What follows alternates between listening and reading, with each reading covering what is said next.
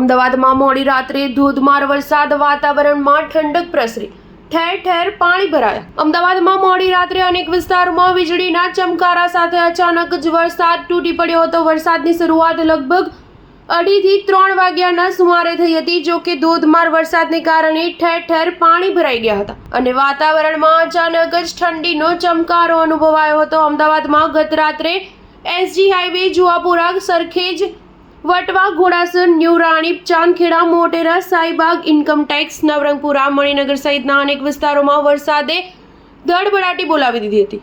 ઉલ્લેખનીય છે કે હવામાન વિભાગે પહેલાથી જ વરસાદની આગાહી કરી હતી અને તે સાચી પણ પડતી દેખાઈ રહી છે। આ સાથે થોડા દિવસો સુધી ભારે પવન ફૂંકાવાની આગાહી પણ હવામાન વિભાગ દ્વારા કરવામાં આવી છે। માહિતી અનુસાર અમદાવાદમાં મોડી રાત્રે એટલો વરસાદ પડ્યો કે બાપુનગરના અજીત મિલ 4 રસ્તા, અમદુપુરાના વોરાના રોઝા નજીક ઘૂંટણસમાં પાણી ભરાઈ જતા વાહન ચાલકોને તકલીફનો સામનો કરવો પડ્યો હતો। જો કે મોડી રાત્રે વરસાદ પડ્યા બાદ રોકાઈ જવા છતાં હજુ સુધી પાણી ન ઓસરતા તંત્રની પોલ ખુલતી પણ દેખાઈ રહી છે। સ્ટાર ન્યૂઝ 7 હંમેશા સચ્ચાઈની સાથે।